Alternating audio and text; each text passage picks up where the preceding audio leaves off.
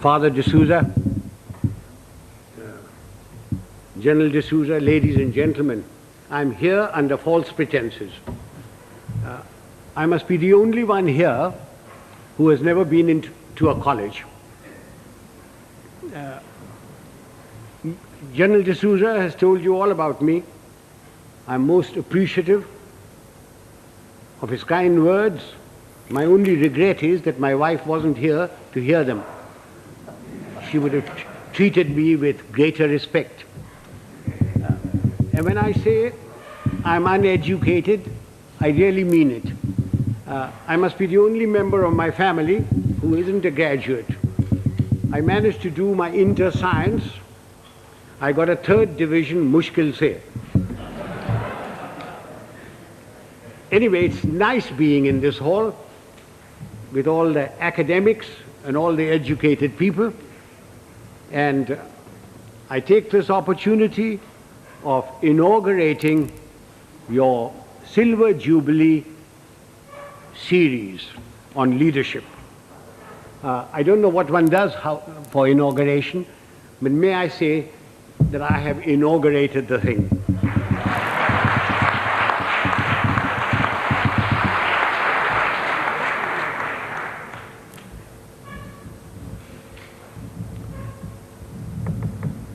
For a long time, I've been watching the scene in India very carefully. Wherever I go, whenever I pick up a newspaper, I find there are shortages. There's a shortage of fuel, there's a shortage of food, there is a shortage of foreign exchange, there is a shortage of housing, shortage of schools, colleges, everywhere. And everybody talks about these shortages. But the one shortage which is responsible for all these shortages is generally glossed over, which is the shortage of leadership.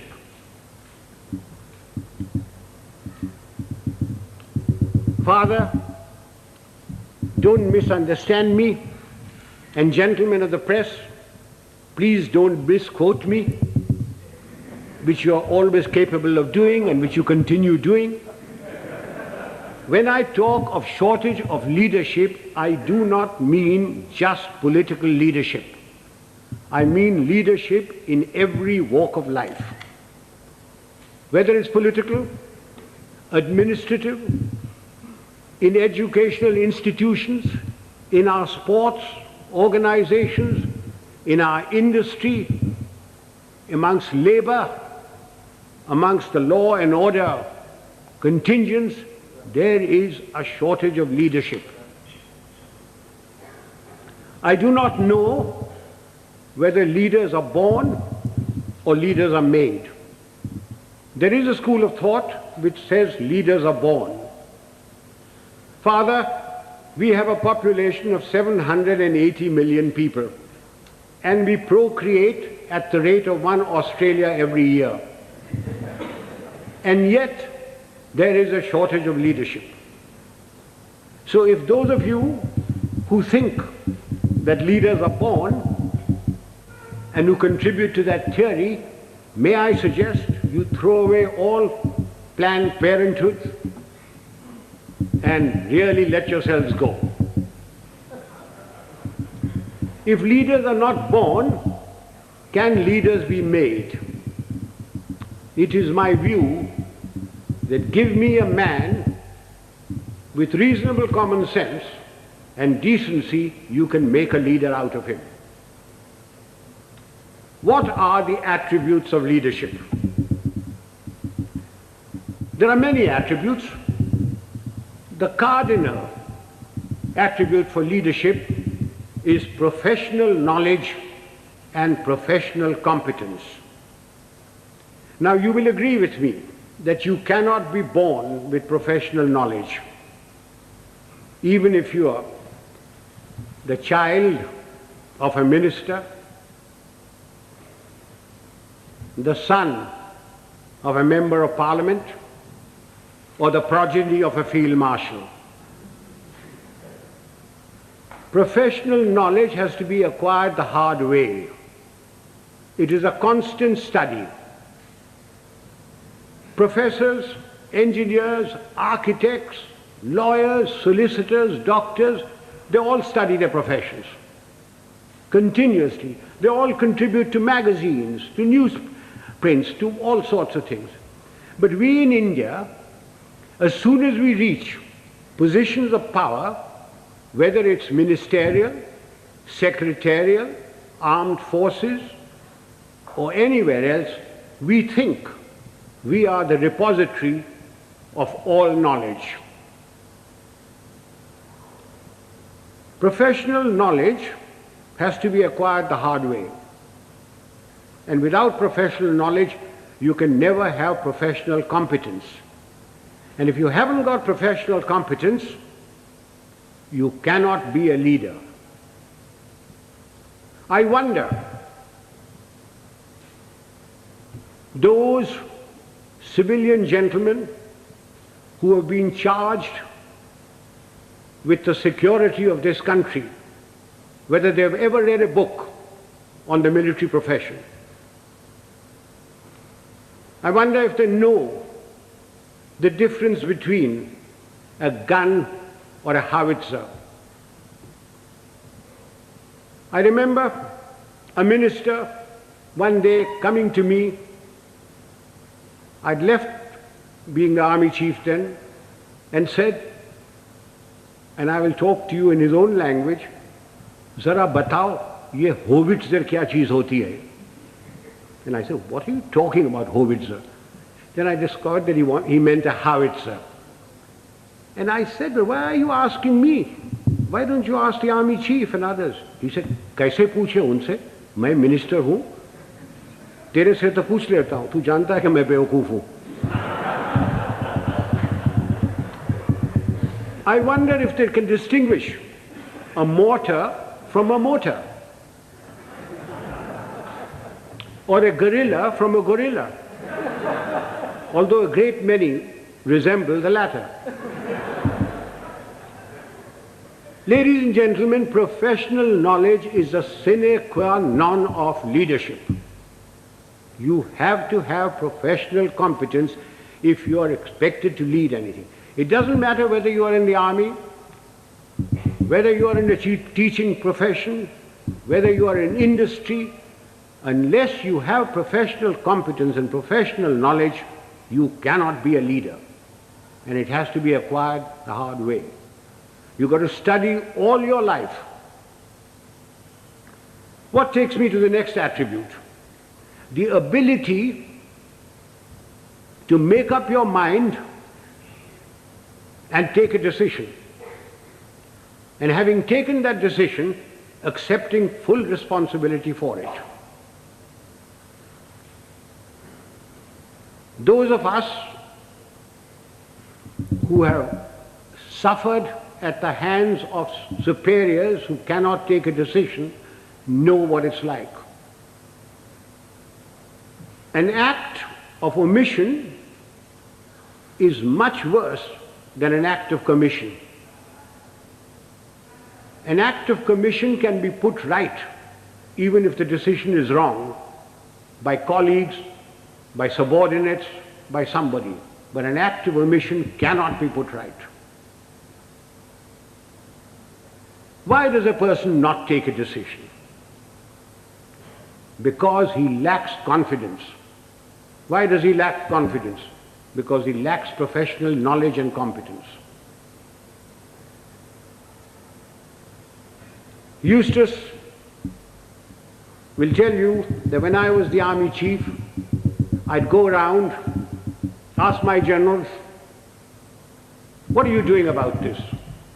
And he said, "Sir, I've been thinking, I've been considering." And then I produced for myself a Manekshawism. And Father, will you forgive my language? I used to say, if you must be a bloody fool, be one quickly. Take a decision and then accept full responsibility for it. Do you know how much money is lost in the country because somebody won't take a decision? Costs escalate, papers lie in somebody's place for days, for months, for years. And when they finally take a decision, the cost of a project, the cost of something has gone up tenfold. Who suffers? We, the people of India, suffer. So that's the second requisite for leadership. The ability to make up one's mind, take a decision, and then stand by it. Don't pass the buck on to your subordinate. It's your decision. What comes next? Absolute justice and impartiality. Those of us who have dealt with masses of men, and I've dealt with over 1 million men in my time, know the value of this. Absolute justice and impartiality. No man likes being punished, and yet men will accept punishment if they know that everybody who commits that sort of a crime gets the same sort of punishment. They will take it stoically. They may not like it, they may not like you, but they will respect you. No man likes being superseded, and yet people will accept supersession if they know that it's been done fairly and they've been superseded by somebody who is better than them. But not because he happens to be a minister's son or related to Father D'Souza or the Field Marshal's wife's current boyfriend. Men will accept supersession. They may not like it, but they will do it. Now, ladies and gentlemen, this is very, very important in our country. We have tremendous pressures. We have large families. We have fathers, mothers, uncles, aunts, nephews, nieces, their fathers, mothers, etc. We have pressures from them. We have pressures from members of parliament. We have pressures from all sorts of people. And we lack the courage to withstand that pressure. This is very important for us in India. And that takes me to the next attribute: moral and physical courage. I do not know which is more important, moral courage or physical courage. Were I talking to a lot of soldiers, I would lay emphasis on physical courage. But since I'm only talking to a handful of soldiers, and mostly civilians, I will lay emphasis on moral courage. What is moral courage? Moral courage is the ability to distinguish right from wrong. And having distinguished that, you must have the courage to stand up and say your piece, irrespective of what your superior thinks, irrespective of your colleagues, irrespective of your subordinates. You must have the courage to say so. A yes man is a horrible man. He must be shunned. He is a disgrace. He may rise very high. He may become a minister. He may become a field marshal, but he will never, never become a leader. He will be used by his superiors. He will be disliked by his colleagues, and his subordinates have no respect for them. Moral courage is essential. Now, since you wanted to know some examples of moral courage from my past. I will give you a little story. In 1970, when General Yahya Khan put all the pressure on East Pakistan as it was then, and refugees started coming to India, there was a cabinet meeting. I remember the date very well, 28th of April. I was summoned. I had a very strong Prime Minister and Mrs. Gandhi, who ranted and raved at me, said, "What are you doing about it? I've got so many refugees. The Chief Minister of Bengal has just sent me a telegram. The Chief Minister of Tripura has done this. The Chief Minister of Assam is writing that there are more Bengalis there than their own population. What are you doing about it?" And I said, "Nothing. Got nothing to do with me." And she said, "I want you to go in and take action." And I said, "Do you know what that means, Prime Minister?" And she said, "No." I said, "It means war." And she said, "I don't mind if there's war." So I said, "May I please quote from the Bible, the first book, the first chapter, the first verse? God said, 'Let there be light,' and there was light. And you say, 'Let there be war,' there be war. Are you ready?" I'm not ready. I'm not prepared. It is not the right time to go in. The monsoon will break very shortly, and the whole of East Pakistan will be a swamp. I will not be able to operate. The Air Force will not be able to operate. April is a month when we glean the harvest. And the Agriculture Minister was Mr. Fakhruddin Ali Ahmed. And I said, "I will require every railway wagon, I will require every train, I will require all the road space to move my troops. And you will not be able to move your harvest. And then if there is a famine, don't blame me." And I said, the passes in the Himalayas start opening now, the snow melts. And then if the Chinese give us an ultimatum, I will have to fight on two fronts. And then the External Affairs Minister, a Khalsa, Sardar Swaran Singh, said, "Do you think China will give ultimatum?" And I said, "You are the foreign minister, you tell me." And then my own minister, Jagjeevan Ram, who couldn't call me Sam, he used to call me Sham.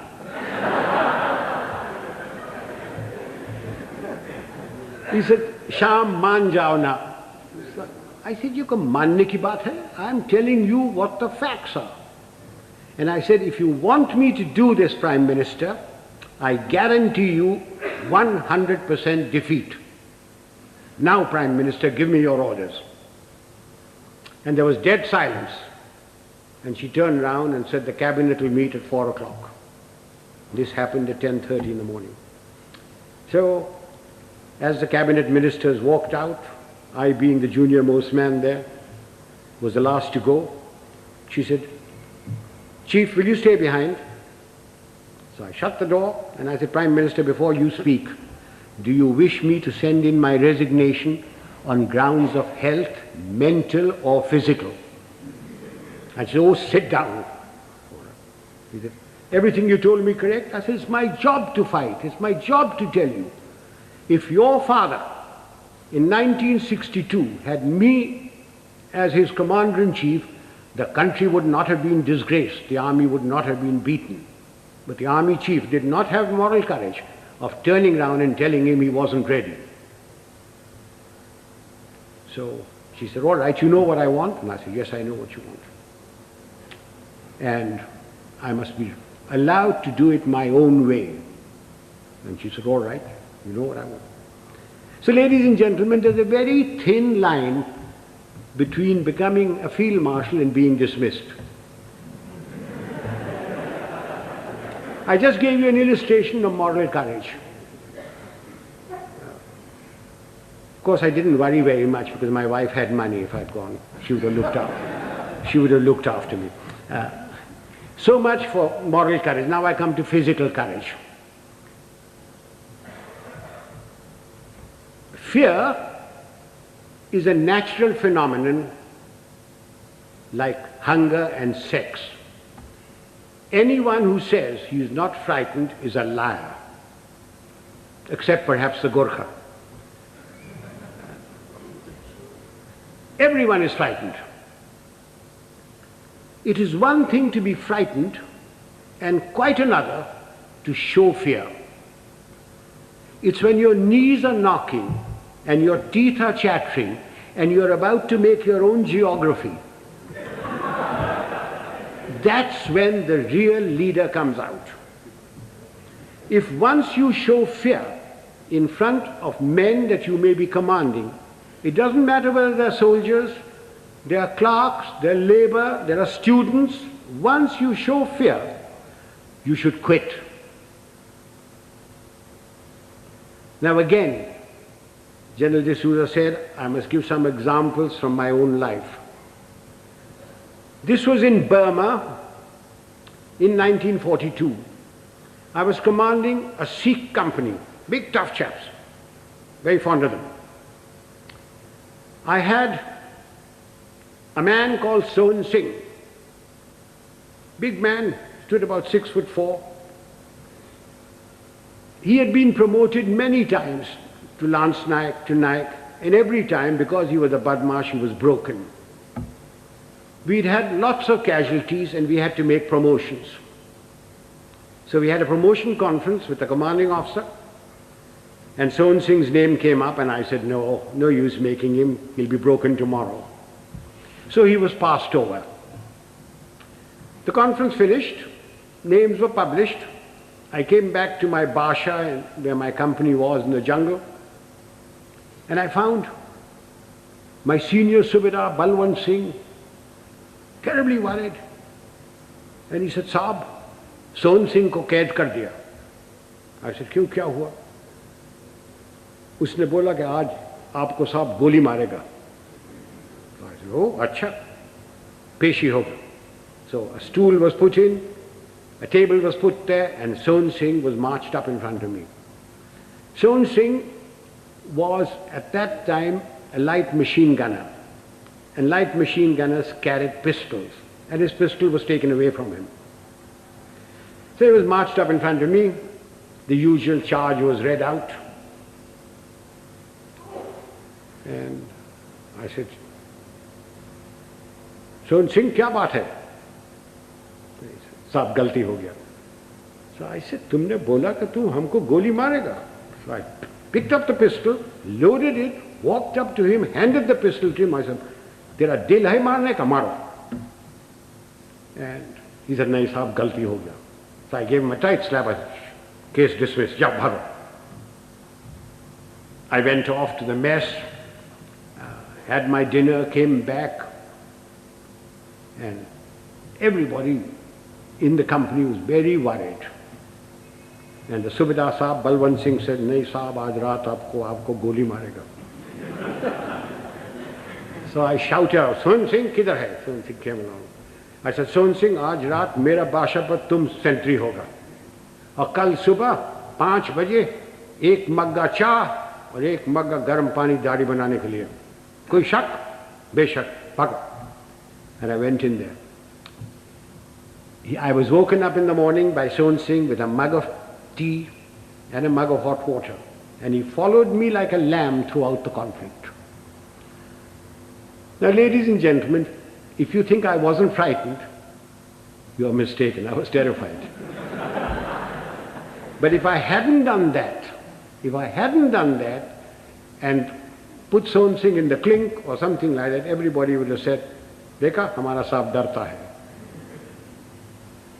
Just an example of this. How often during riots and all that, some young sergeant with nothing but a little stick in his hand has walked in and quelled everything by showing courage. So physical courage is essential to leadership. You needn't be foolhardy like I was. I was very young. I don't know whether I'd do it today.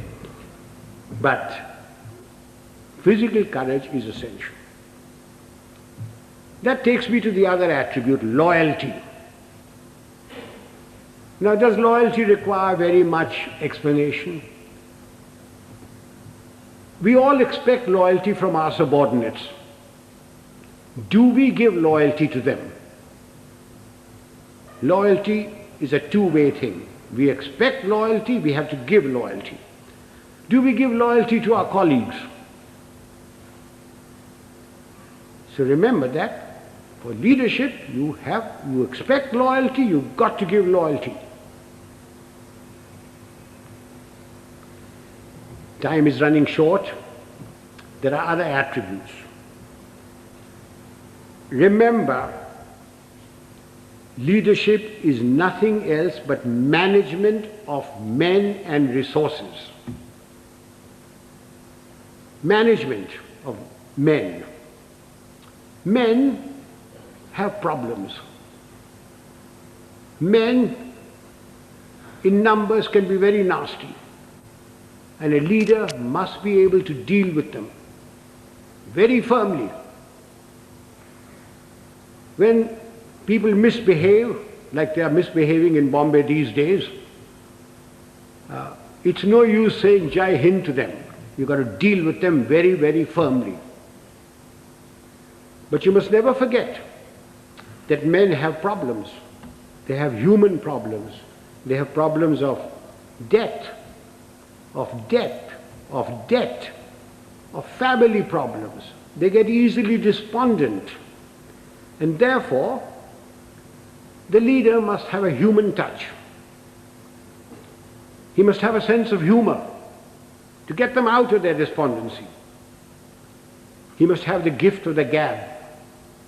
Unfortunately, our leaders have the gift of the gab, but they have no sense of humor. Further, men and women, generally speaking, like their leader to be a bit of a man, a bit of a lad. Take examples from history. Julius Caesar. Julius Caesar, you will agree, he was a great leader. When he came to Rome, the senators used to lock up their wives. Take Napoleon. He had his Josephine and Marie Antoinette and Georgette and Paulette and any number of things. And you will agree he was a great leader. Take the Duke of Wellington. The night before the Battle of Waterloo, in his chambers there were more women of luscious proportions than staff officers. And he was a great leader. Do you know, sir, a thought has just struck me. All these three people that I've talked about had one thing in common. They all had long noses.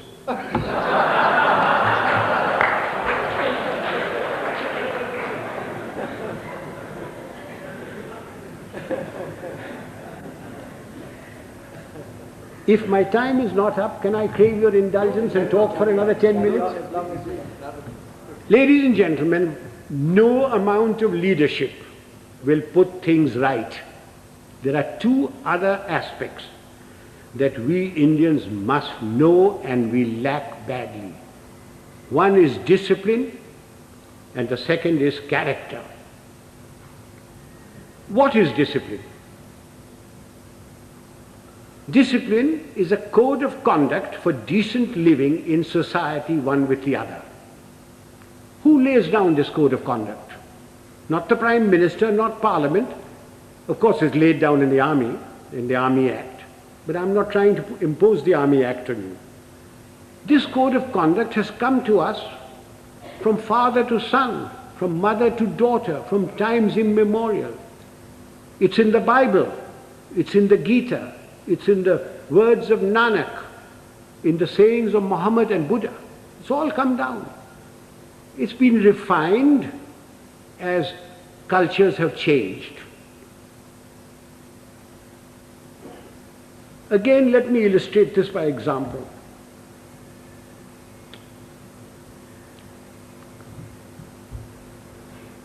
Non-punctuality is an act of ill discipline which is injurious to the state, injurious to its people. Some time ago, sir, I was invited to an university, as also my wife, unlike today.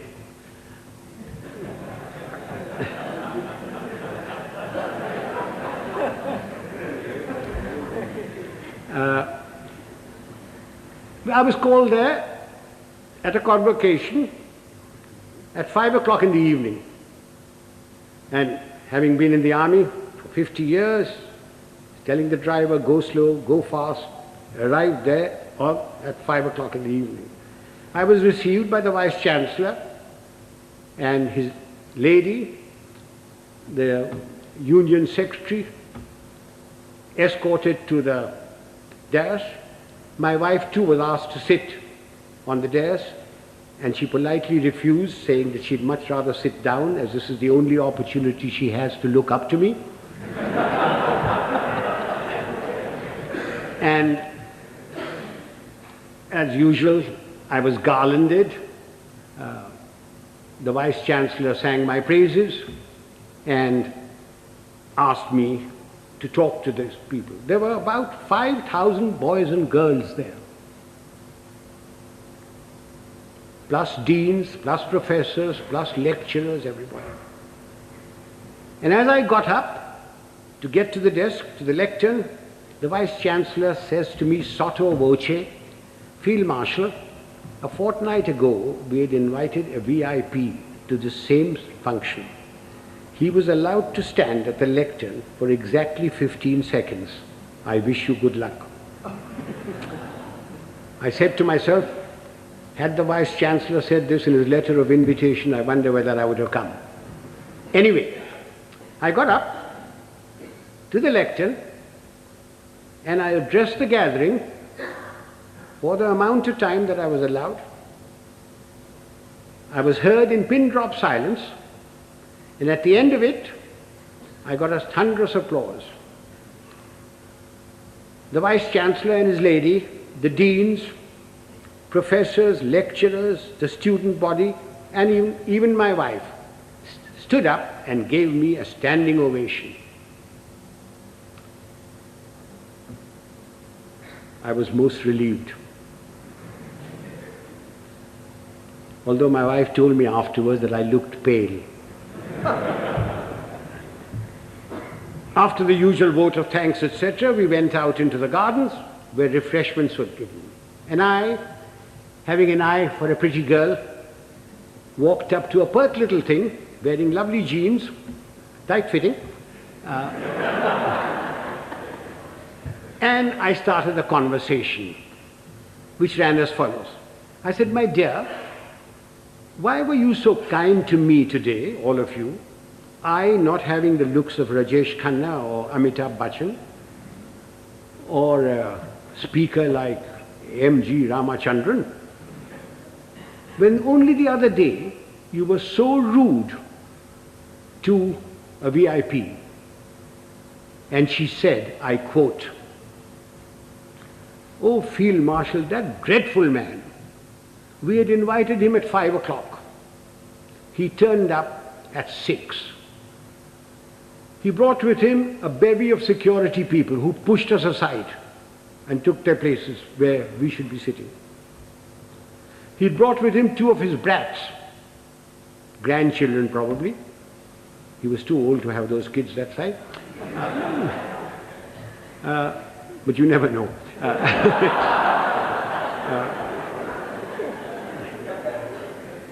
He was received by the Vice Chancellor and lady. He was the Union President garlanded him, and he demanded garlands for his 2 brats. The Union President, being very flexible, diverted the garlands for the Vice Chancellor and his lady to these brats. And then the Vice-Chancellor sang his praises, saying how fortunate we were that he had come here, that he has done so much for the country. And all the while, this man sat there. He had come unwashed, unshaven, wearing a dhoti, exposing 4/5 of his legs, scratching away. And the Vice-Chancellor said that the worthy had been to jail. When he said that, the girl said, I almost shouted he should be there now. Then the Vice-Chancellor asked him to go to the lectern and to talk to us. So he picked up the lemonade or limca or whatever was there, which belonged to his female offspring, and took a sip, which started a howl. When that subsided, the worthy came to the lectern and said, friends and well-wishers, I have not had time to prepare my speech, but my secretary has written something for me, and he produced a whole heap of paper. He said, without any premeditation, without any thought, we made his stay very short. I unquote. Sir, I thank my lucky stars that 50 years in the army had made me come on time, that I'd been brought up to shave in the morning and shave in the evening if there was a function, that I had a lounge suit on, and although I have very nice legs, I didn't expose them, that I didn't suffer from itch or eczema to indulge in the scratching of the unmentionable.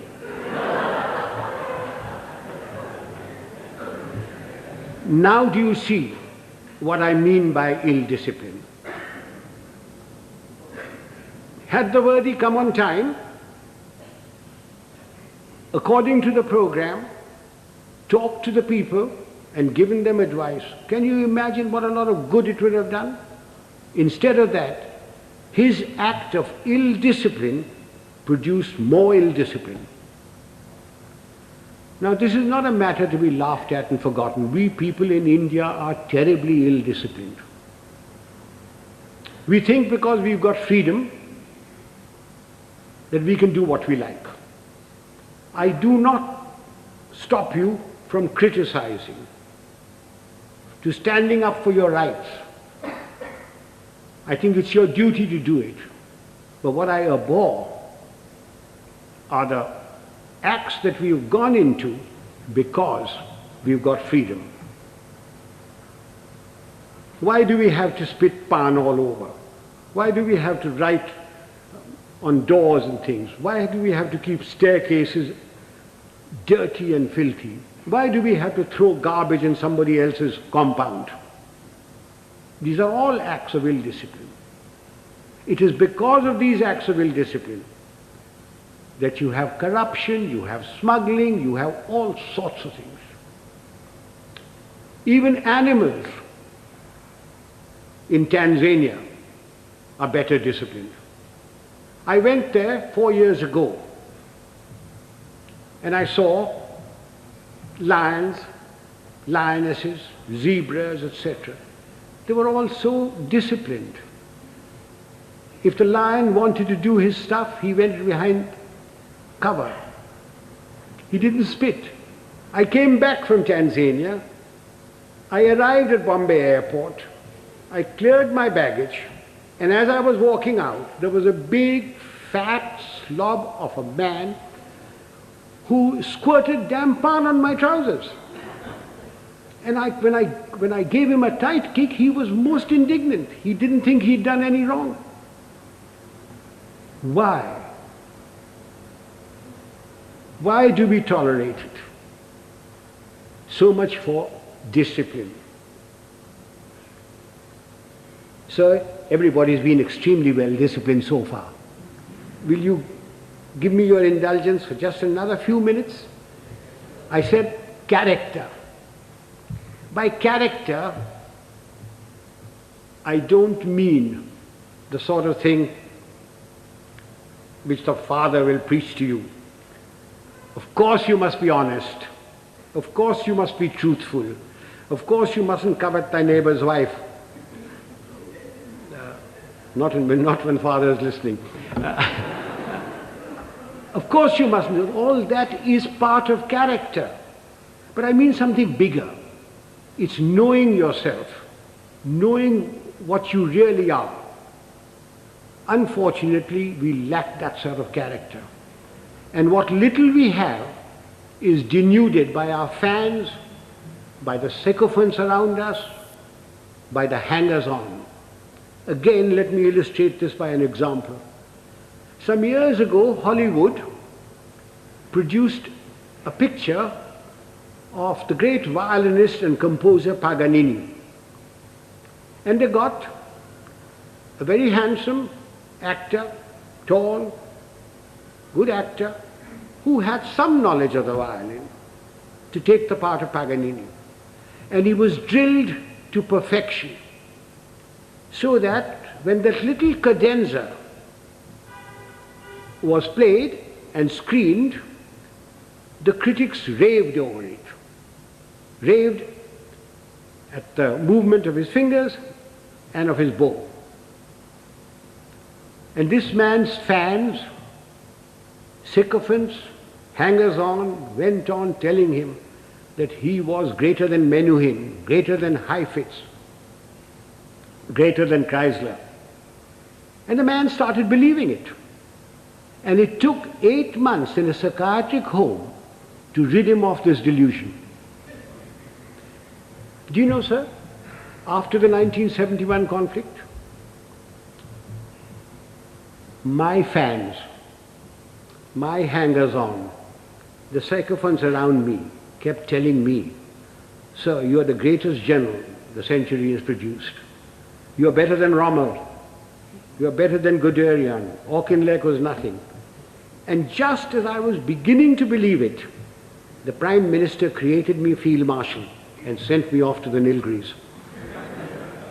And a hard-headed, no-nonsense wife deprived one more inmate of a psychiatric home. I thank you, sir.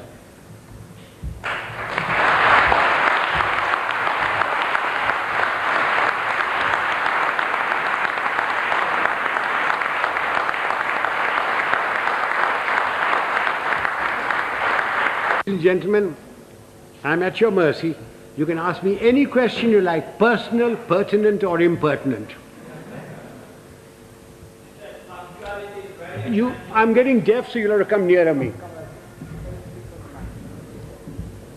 Punctuality is very essential for this. This engagement was announced at 6:30. You're quite right, sir.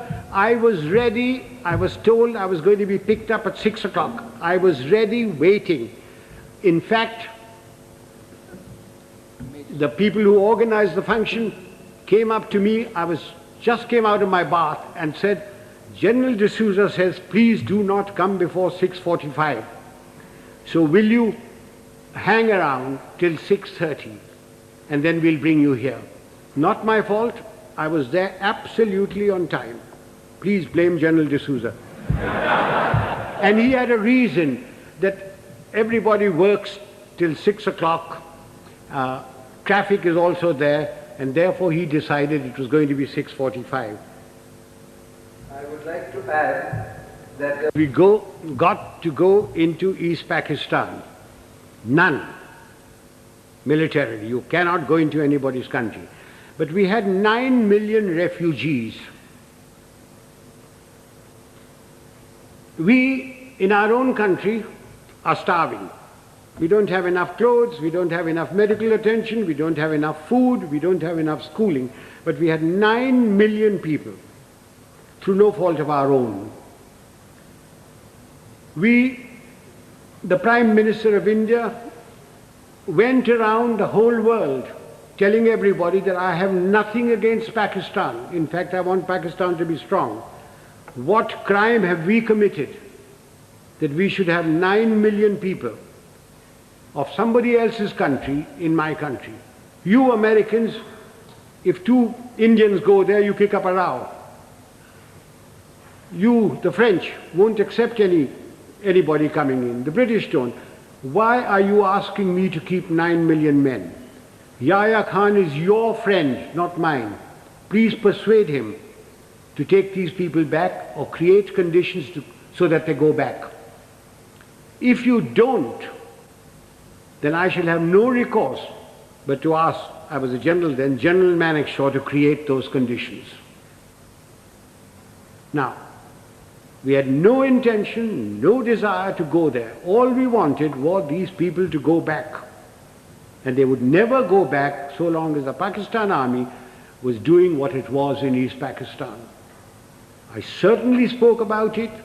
I understood the problem as a soldier and also as an Indian. Now, you asked me about Sri Lanka.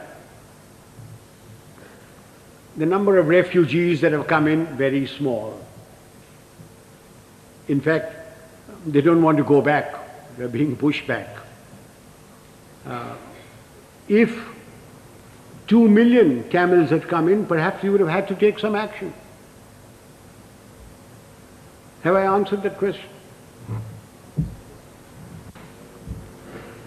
Would the young lady stand up? Let me look at her. Don't be shy. Oh, thank you, dear.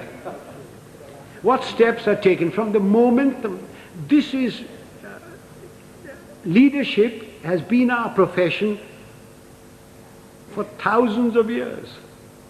For thousands of years. The army has provided the leadership. From the moment the man joins, he comes into an environment of discipline and somebody who is his leader there, and he learns. We don't have courses for leadership. It is by example. If the general officer commanding in chief comes unshaven, you don't expect the others to be shaven, to shave. But because he is shaven, properly washed, properly clothed, everybody else is. If the general officer or the colonel takes bribes, then you don't expect his people not to take bribes. But he doesn't take bribes. Now you ask me, why doesn't he take bribes? Everybody else in India does. And the answer is very simple. It's environment and also fear. If I gave an order and one man disobeyed it, he could be tried by court-martial and given 2 years imprisonment. If 2 men disobeyed my orders, it is considered as mutiny. He is tried by general court-martial, and given 14 years imprisonment. But in civil life, who cares? The policeman takes a bribe. The inspector takes a bribe. Somebody disobeys orders, what happens? You suspend him. He gets a writ petition by paying 25 rupees to any wakil. His case drags on. Eventually he is reinstated, probably gets promotion. But in the case of the army, there's an environment from the moment he joins, plus fear.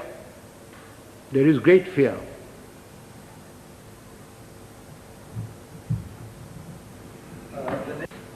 We Indians are alleged or supposed to be very religious people. If you read your own religious book, whether it be the Bible or the Gita or the Granth Sahib or the Quran, you automatically have discipline, self-discipline.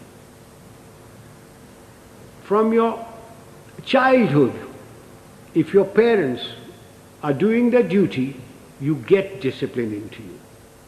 If you have any pride in yourself, you have discipline in you. So, talking of self-discipline, there it is. The Roman Catholic Church has done a great deal, for bringing discipline into the world. It has erred at times, but it has done a great deal for bringing self-discipline. One of the things is the confession. That has brought a great deal of self-discipline in people. You can confess to yourself. When you go to bed at night, when you say your prayers, confess to yourself what wrong you have done. Otherwise, I can't give you any answer for self-discipline. Yes, sir. As Yes.